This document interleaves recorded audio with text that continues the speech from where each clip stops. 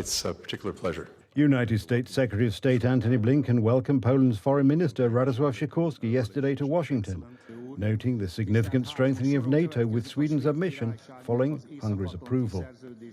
Blinken attributed this move to the repercussions from Russia's President Vladimir Putin's actions in Ukraine, praising Poland's leadership within NATO.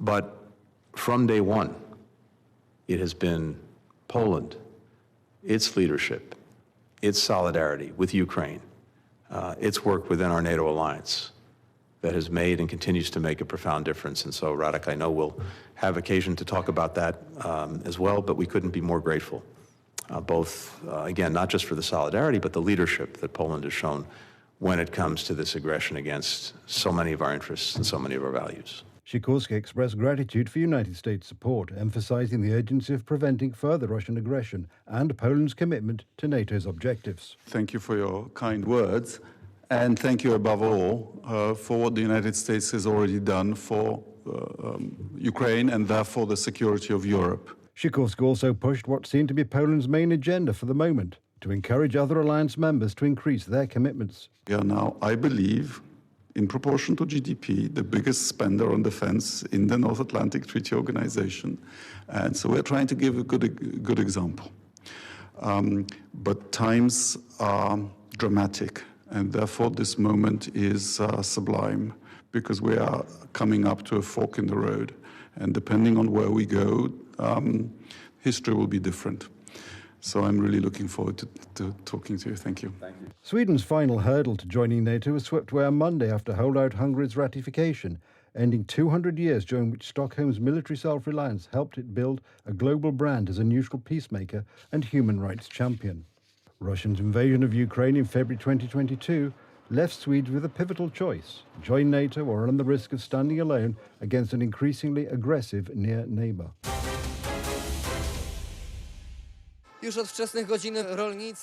From the early hours of this morning, Polish farmers, hunters, workers' unions, miners, beekeepers and all those who support this protest began to congregate around the Palace of Culture in Warsaw to be ready to march through the Polish capital to the Prime Minister's office, escalating their month-long strike which started in early February. We didn't come here for the farmers. We came to raise awareness among the city folk. People need to understand that if we do not have our own source of food, if we are dependent on another nation for it, then we are a weak nation. Farmers have set two conditions for the government if they are to abandon their protests: a halt to the implementation of the European Green Deal, which aims, among other things, to eliminate family farms, and in trade with Ukraine, a return to the status quo of 2021, that is, to the state before the Russian invasion. According to the Solidarity Agricultural Union, the government is only holding talks from which nothing comes. Farmers believe that it is deliberately playing for time, as the first fieldwork begins in March and farmers will have to leave the protest to tend to their farms.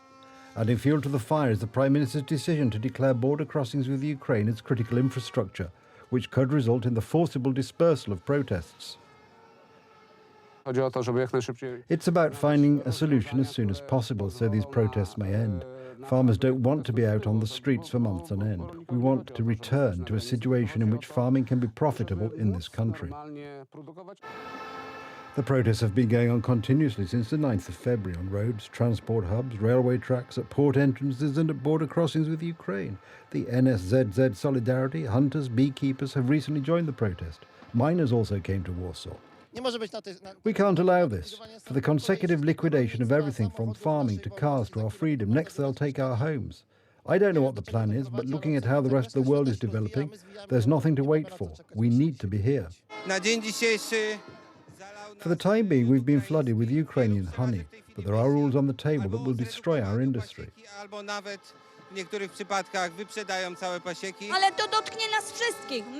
This is affecting us now, but it won't hit the cities for another couple of years. Then it will be too late. People have to wake up now.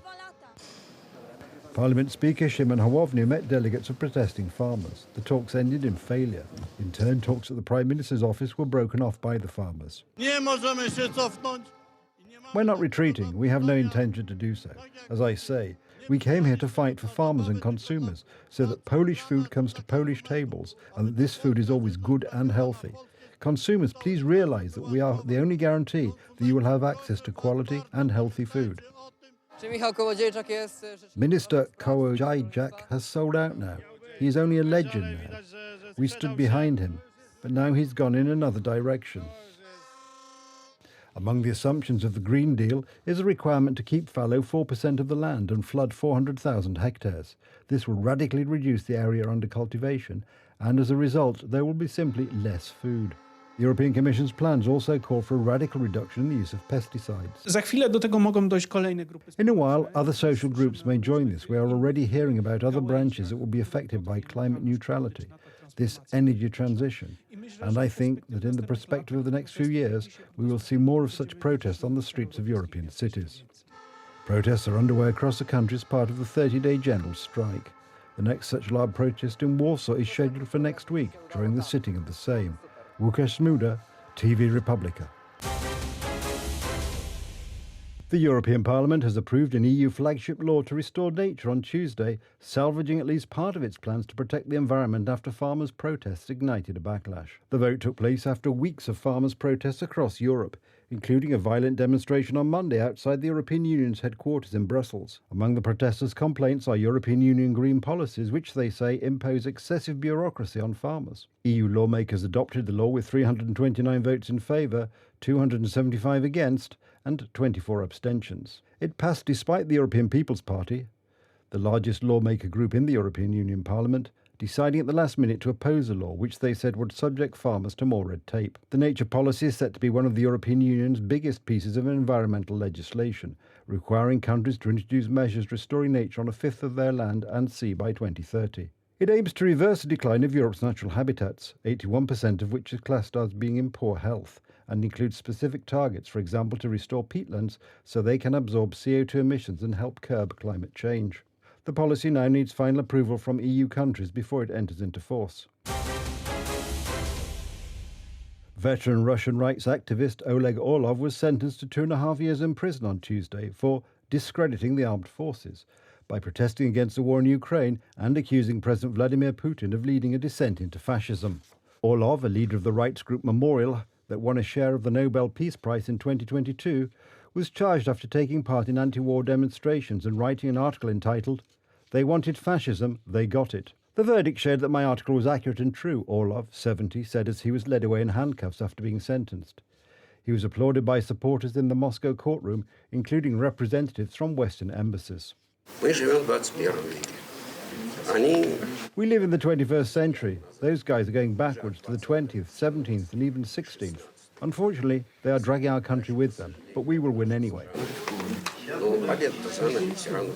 Memorial, founded in 1989, has defended freedom of speech and documented human rights abuses from the time of Soviet leader Joseph Stalin up until the present. After being designated as a foreign agent, it was banned and dissolved in Russia in 2021. The prosecution said Orlov had shown political hatred of Russia. In his closing remarks to the trial on Monday, he decried the strangulation of freedom in the country which he referred to as a dystopia. Memorial said in a statement, "The sentence against Oleg Orlov is an attempt to drown out the voice of the human rights movement in Russia and any criticism of the state. But we will continue our work." It said Orlov was a genuine Russian patriot. However, in modern Russia, everything is turned on its head. War is peace, calls for peace are a crime, and a warning that the state cultivates violence is a hate crime. Orlov was charged under laws passed shortly after the start of the Ukraine war that prescribed prison terms for those found guilty of discrediting the armed forces or spreading false information about them. Putin has urged Russians to show unity and look out for what he calls pro-Western traitors, as his forces conduct what he calls a special military operation in Ukraine. His critics say the banning of Memorial, which rose to prominence by documenting Stalinist crimes and working to rehabilitate their victims, is part of a wider effort to stamp out dissent and rewrite the country's history. Putin's leading critics are all in prison or abroad. His best-known opponent, Alexei Navalny, died suddenly in a penal colony on the 16th of February. Orlov was initially fined 150,000 rubles, that's $1,628, by a district court last year, but a retrial was ordered after he appealed and prosecutors asked for a jail sentence. His wife, Tatiana Kazakina, said outside the court, "He and I created Memorial together, but the most important thing that we have created is a team that will work regardless of whether Oleg is free or not."